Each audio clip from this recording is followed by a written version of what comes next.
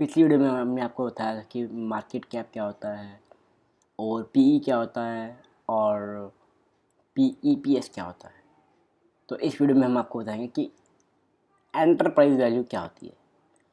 तो पिछली बार हमने ली कंपनी एक्चुअली ली थी, तो हम भी उसी के हिसाब से लेंगे हिंदुस्तान यूनिलीवर।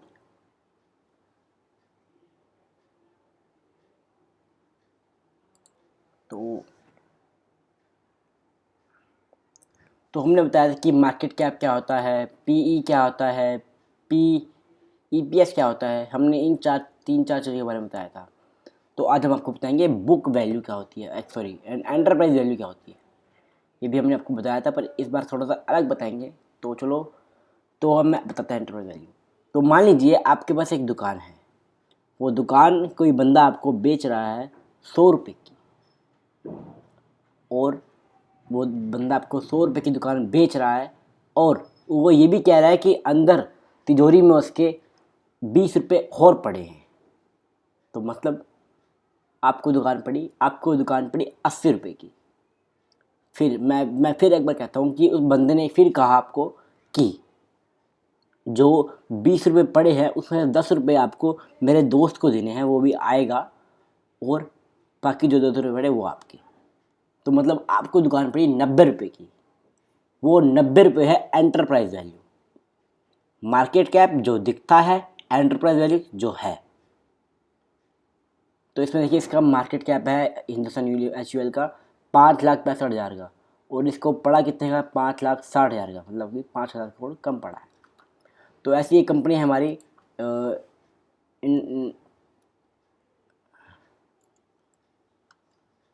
तो एक कोई भी कंपनी ले लेते हैं, हम लेते हैं इन्फोसिस, वो मुझे पता नहीं एक्चुअली में। तो देखिए अभी इन्फोसिस का क्या है रिएक्शन। देखिए इस कंपनी का आज मार्केट का जो शेयर का दाम है 1441 रुपये है।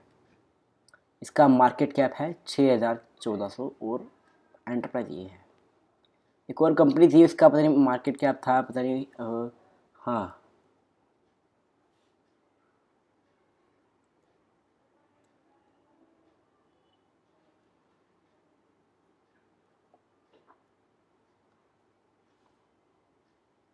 शायद ये था अदानी एंटरप्राइजेस, शायद ये था। इसका शेयर का दाम है 1168 रुपये। हाँ, एक यहाँ पे होता है माइनस का होता है, यानी कि एक कंपनी ऐसी थी, मुझे याद नहीं है, वो कंपनी माइनस में थी, उसकी एंटरप्राइज वैल्यू माइनस में थी। मतलब माइनस का मतलब मैं आपको समझाता हूँ उसी एग्जांपल से, कि एक दुकान है जो आपको 100 रुपये की पड़ी है लगभग, और वो बंदा आपको कहता है कि इस बार दुकान में तिजोरी में पड़े हैं 120 रुपये।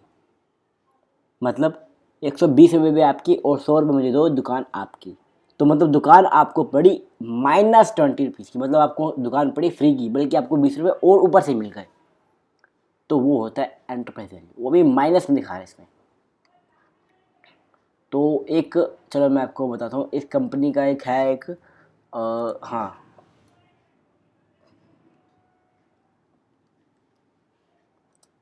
ये कंपनी है कोलगेट। इसका थोड़ा सा मैं आपको बताता हूँ क्या है इसका।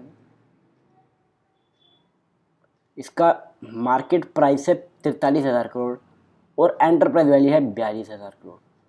तो हाँ, एंटरप्राइज वैल्यू में आपको समझ दिया और मार्केट कैप बता दिया। और अब आपको हम बताएंगे पी बी क्या होता है। पी मतलब पर शेयर, बी मतलब बुक वैल्यू। तो अब बुक वैल्यू को, इसको समझने के लिए आपको समझना पड़ेगा बुक वैल्यू को। बुक वैल्यू क्या होती है हम आपको बताते हैं। तो मान लीजिए आप एक दुकान खरीदते हैं, आप एक दुकान के हिस्सेदार हैं। वो दुकान अगर कल को बिक जाती है, या फिर वो दुकान आपके और आपके दोस्त ने, यानी आप दो दोस्त हैं, आप और आपका दोस्त, और आप दोनों दोस्त उस दुकान के पार्टनर हैं 50-50% के। मतलब अगर वो दुकान 100 रुपये कमाती है, तो अगर वो दुकान बिक गई कल, तो वो आपको कितना देगी रिटर्न, 50 रुपये बिकने के बाद। वो 50 रुपये है बुक वैल्यू, मतलब आपको मिला कितना, आपने दिया कितना। इसको 69 रुपीज़ है, यानी कि ये देखिए आज जो शेयर का दाम है वो है 1579 रुपये, मतलब कि 1590 लगा लो, 1590 रुपये का दाम है।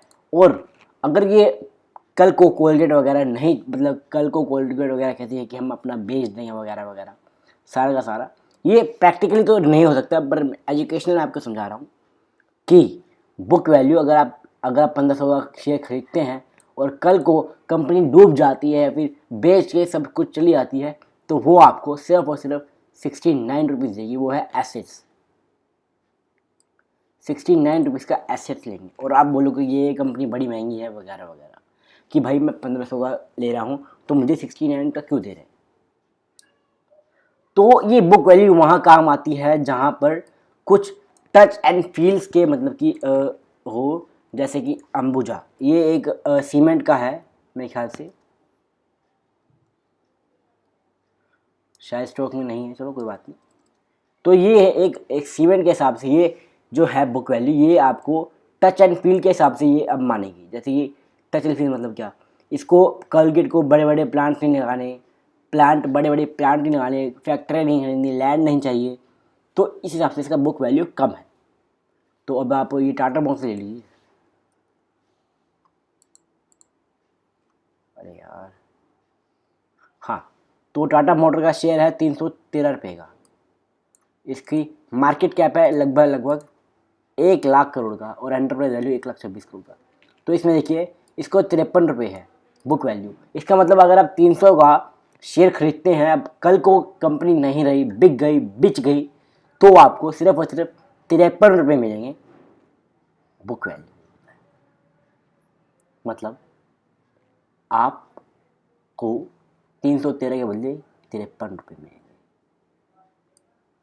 और कुछ कंपनियाँ ऐसी हैं जिनको ना प्लांट्स ज़्यादा चाहिए, ना ज़्यादा फैक्ट्रीज चाहिए, ना ज़्यादा लैंड चाहिए, और कहीं तो ऐसी कंपनियां हैं जिनका काम जो है लैपटॉप पे है, अकाउंट वाइज और एक्सपेंसिव मतलब सैलरी अपने एम्प्लॉयज़ को, और एम्प्लॉयज़ को अगर सैलरी देते हैं तो वो बुक वैल्यू में काउंट नहीं होता। और क्या है, हाँ और है, हम आपको बताते हैं प्रमोटर होल्डिंग क्या होती है। प्रमोटर होता है ओनर, होल्डिंग होती है होल्ड रखना। मतलब कि इस कंपनी को कितने ओनर, मतलब कि अगर इस कंपनी की कुछ ज़्यादा ओनर है, कितने भी हैं, तो 42% कंपनी ओनर के हिसाब से वो हो रही है। चलो मैं आपको एक शेयर होल्डिंग के बाद ले आता हूँ। ये देखिए प्रमोटर होल्डिंग है 42%, और जो पब्लिक है उसमें है 17%। ये देखिए 17% पब्लिक है, और FLL मतलब देखो, ये देखो ये देखिए 42%, 42, ये देखिए ये बढ़ रहा है, बढ़ा नहीं है अब तक। 2020 में भी ऐसा था, 20 सितंबर में भी ऐसा था, और जून 2020 में भी ऐसा था, और मार्च 2020 में भी ऐसा था, और दिसंबर 2019 में भी ऐसा था। मतलब ये कंपनी को ज़्यादा ग्रो नहीं हो रही है। देखिए इसका मैं आपको चलो चार्ट दिखाता हूँ। ये पी देखो, इसका पी सेम ही है मेरे ख्याल से यार, 0 पी है। मतलब पी का मतलब समझते हैं, ये कंपनी घाटे में है, ये कंपनी घाटे में मतलब कि लॉस में जा रही है कंपनी। इसका मैं पेयर देखता हूँ, ये देखिए ये 0 पी है, ये सारी कंपनियां अशोक लीलैंड 0 पी है, यानी कि कंपनी घाटे में जा रही है। देखिए टाटा मोटर्स 1,04,224 करोड़ के आसपास, पी भी इसका 5.85% है, और तो अशोक लीलैंड का ये देखिए वैसे ये, हाँ। और मैं आपको एक ज़रूरी कॉन्सेप्ट बताना चाहता हूँ। ये देखिए आप टिकर के यहाँ पे जो नीचे देख रहे हैं स्टैंड लोन, और ये देखिए स्टैंड लोन है और एक है कॉन्सिडरेटेड लोन। अब देखिए कॉन्सिडरेटेड लोन होती है, कैसे पेज रिफ्रेश हो गया, इसका मतलब कंसोलिडेटेड लोन का मतलब होता है, जैसे कि मैं आपको बताता हूँ कि आपने एक व्यापार शुरू किया, धंधा शुरू किया, आपने 2-3 साल खूब मेहनत करी और उस काम को बढ़ाया या करा, तो अब आपने सोचा कि अब मैं रिटायर ना हो जाता हूँ, अब मैं बंदे रख लेता हूँ कोई काम करने के लिए जो मेरा काम संभाल सके। तो अब आपने क्या करा, अब आपने कुछ हिस्सा अपने दोस्त के काम में डाल दिया, शेयर ले लिया उससे, और उससे कहा मैं तुझे इतना पैसा दे रहा हूँ 1 करोड़ रुपये, तो मुझे हर महीने 20% का ब्याज मिलेगा। मतलब ब्याज मतलब अब आप अपना तो काम कर ही रहे हैं और साथ साथ उससे भी पैसे ले रहे हैं, मतलब स्टैंड लोन होता है वो। देखिए तो ज़्यादातर अगर मैं चाहूँ तो आप कंसिडर लोन पे ही रहें।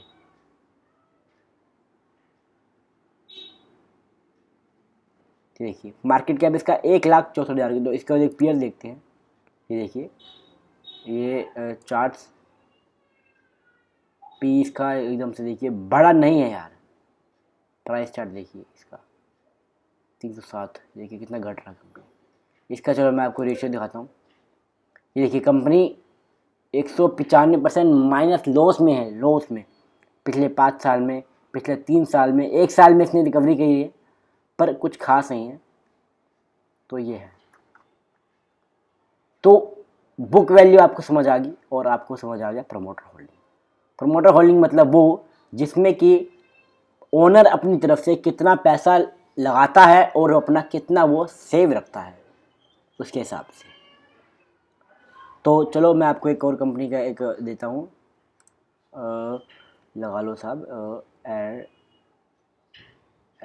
चलो मैं आपको एक बैंक के हिसाब से देता हूँ, HDFC बैंक। तो ये बैंक का जो आज का शेयर का दाम है वो है 1432 रुपये का दाम। तो इसका मार्केट कैप है 7 लाख करोड़ का। और CA क्या होता है ये देखिए, CA ये हम आपको बताएंगे कुछ टाइम बाद। तो ये देखिए बुक वैल्यू इसकी 353 है। मतलब अगर आप 1400 का शेयर खरीदते हैं तो आपको बदले में मिलेंगे सिर्फ और सिर्फ 353 रुपये। आप कहेंगे शेयर तो बड़ा महंगा है, तो ये इसलिए क्योंकि HDFC कंपनी है, इसको ज़्यादा अपना वो भी नहीं चाहिए, इसको ज़्यादा लैंड भी नहीं चाहिए, सिर्फ एम्प्लॉयज़ चाहिए। और एम्प्लॉयज़ के हिसाब से, एक्सपेंसिव के हिसाब से इसको बुक वैल्यू कम ही रखती है, इसलिए इसका बुक वैल्यू कम है इसलिए। तो अब ये क्या होता है, डिविडेंड मतलब कि शेयर्स के हिसाब से 0.17। Cost of income, promoter holding, EPS, रोस, ROE, कार, प्रॉफिट ग्रोथ, ये हम आपको बताएंगे अगली वीडियो में। तो अब आपको मैं कुछ चीज़ बताता हूँ कि चलो जैसे कि आपके पास 5 लाख करोड़ है, 5 लाख करोड़ है, तो आप उसमें क्या खरीदना चाहेंगे? क्या आप HUL खरीदना चाहेंगे?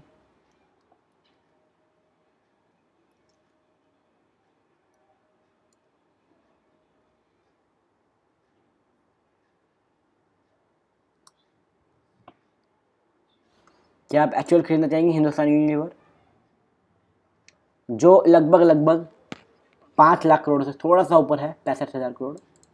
तो चलो और भी कंपनियां हैं। अब यहाँ पे एक ऐसा भी सिस्टम आएगा, चलो मैं आपको एक कंपनी ले आता हूँ, उस कंपनी का नाम है मेरे ख्याल से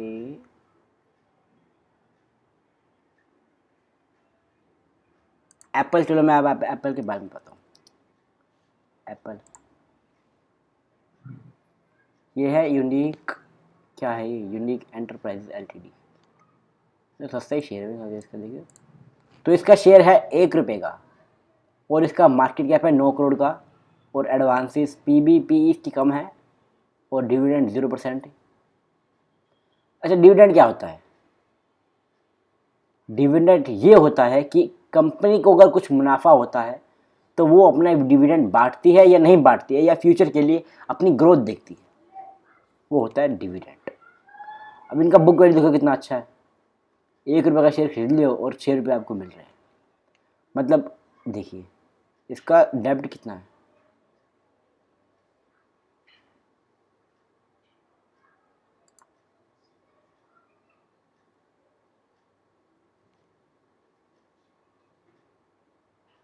सेल्स ग्रोथ 0%।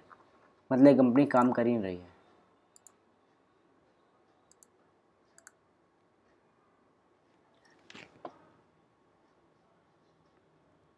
तो चलो मैं आपको कोटक महिंद्रा बैंक पे जाता हूँ।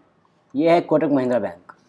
तो ये अब 1782 रुपये का इसका शेयर का दाम है और मार्केट कैप इसका 3 लाख करोड़ का है। ये होती है, एक second, these is current accounts and saving account. ये करंट अकाउंट और सेविंग अकाउंट के टोटल डिपॉजिट्स हैं 56%।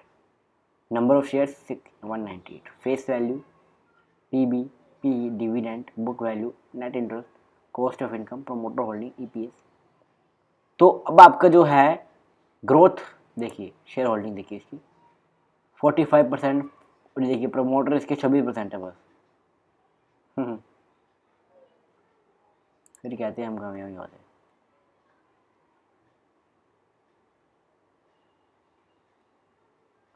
तो आज के लिए इतना ही, और सब्सक्राइब करें मेरे चैनल को, बेल आइकन दबा दीजिए। और अगर आपको कुछ समझ नहीं आया तो गाइस कमेंट में बता दीजिए, मैं फिर से वीडियो बनाऊंगा और आपको समझाने की कोशिश करूँगा। और फॉलो करें अपने सोशल मीडिया पर। Thank you so much. Stock market with dancer goal.